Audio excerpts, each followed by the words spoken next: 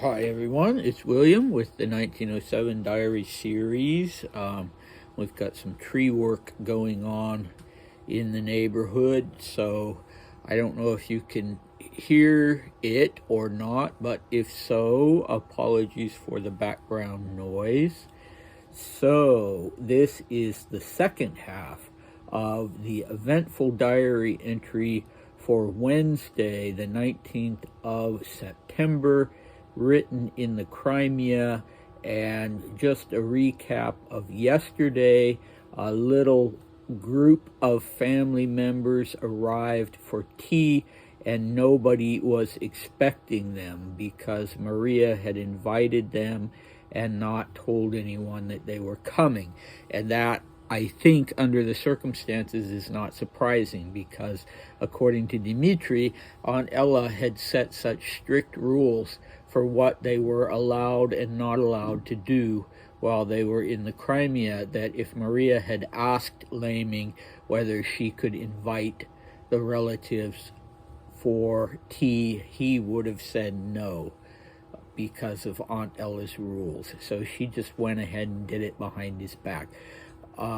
And so who did we have? Aunt Minnie and her two little girls, and then Uncle Sandro, Aunt Ksenia, and their daughter Irina. And Dmitri was very worried about what the repercussions of that were going to be. He called it a punishing day, but overall it turned out to be all right. GM actually, at the end of the day, was in a good mood. So Dmitri was writing this diary entry at 9:30, and so, he was able to tell us that GM was in a good mood up until bedtime, so that was good. Okay, so let's dive into today's diary entry. God grant that I receive good gifts tomorrow, and not like in 1906. I only got a walking stick from Papa last year and plain handkerchiefs. And God grant that my dream of smoking, i.e. that I'll be allowed to smoke, will come true. God, how I long for that. Maria didn't swim with us again today. When we were driving back, our coachman was really sick. He said he had a headache and could hardly drive, so it was pretty unpleasant, especially when we went through a bottleneck near a new power station that's being built.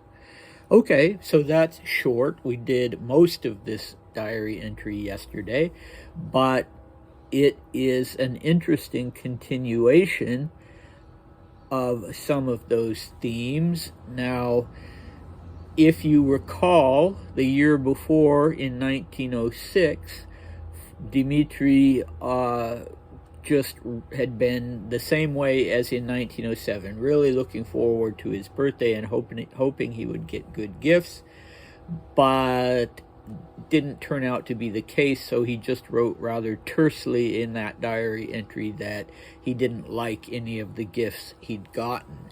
And so now we find out why that was such a disheartening occasion for him. And in fact, the minute I read this, I remembered from the letters that Maria wrote to her fiancé in 1906 that I knew exactly what had happened, because here he says last year Papa just sent him a walking stick and some plain, meaning unmonogrammed handkerchiefs, just white handkerchiefs that you could pick up anywhere, I guess. And so I do recall Maria writing that Dmitri had been so crushed by that he had actually cried, and that she'd felt really sorry for him. So it kind of confirmed his constant anxiety that his dad didn't really care much about him. And so this year, he's sort of on pins and needles waiting to see if Papa actually sends him chosen gifts that show, at least that he made an effort. And the other thing he's wishing for so much is to be able to smoke. He already wrote that in a diary entry of about a week before, how much he was hoping that he'd be able to smoke. So this is what I think in that previous diary entry he said it was what he wanted more than anything. So he wants confirmation of his father's affection for him, and he wants to be able to smoke. And well, my guess would be that he's already smoking, but he has to do it secretly. So what he really wants is permission to smoke so that he can do it openly. That is my guess. Anyway, Maria still isn't swimming. You know, if it is because of her period, then it's still unclear whether Dmitri knows about such things. Yeah, he seems to have thought maybe she'd be swimming with them that day, but once again she did not. He's 16, but they did keep kids pretty much in a fog about such things back at that time, if I'm not mistaken. Okay, when he says when we were driving back, I really am not sure what he means by that, unless he means that instead of swimming in the pool, they went down to the sea or something, because it's a pretty full day, and he pretty much accounts for all of it. Swimming, then coffee, then studying until lunch. Well, yeah, maybe they went somewhere between lunch and tea time when all the relatives came. But anyway, whatever the case may be, he informs us that when they were driving back, the coachman got ill with apparently severe headache, a migraine or something, who knows. And so he was just having a hard time driving. I don't know how many horses were involved, maybe 2, but yeah, he was having a hard time in it, and it was kind of freaking Dmitri out a little bit. And he always had that tendency, if he wasn't controlling the vehicle himself, whether it was a horse-drawn carriage or a car, and he had some reason to feel that the other person was driving negligently, they were going too fast, or in this case, the coachman was trying to drive even though he had this horrible headache, then Dmitri gets very anxious about that, and that continues on when he's an adult. And he doesn't seem to have felt that same anxiety when he himself was driving his motorcycle, or later when he was wealthy again because of Audrey, driving a speedboat or driving a car.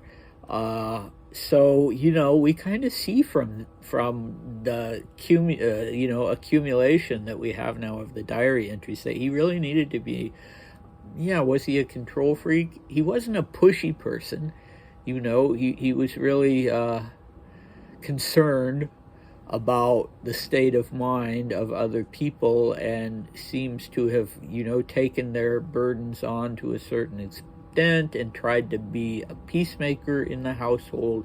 But he needed to be, he needed to have a certain amount of control in order to feel secure. And I was thinking yesterday, after I finished the 1907 video, that I wonder how much of this went back to first completely having the rug pulled out from underneath him, as did Maria when Paul went off and didn't come back and had his second family. And then the second thing being in this household that was basically run by a tyrant. Whatever good qualities Grand Duke Sergei had, he ran his household in a tyrannical way.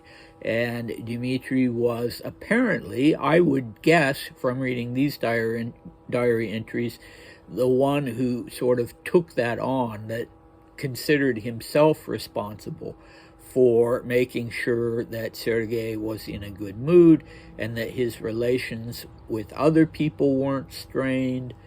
And so Dmitri seems to have been a little hypervigilant and a little bit needing to be on top of things. So anyway, that's something to keep an eye on as we continue with the diary entries. So thank you for watching, and I'll see you next time.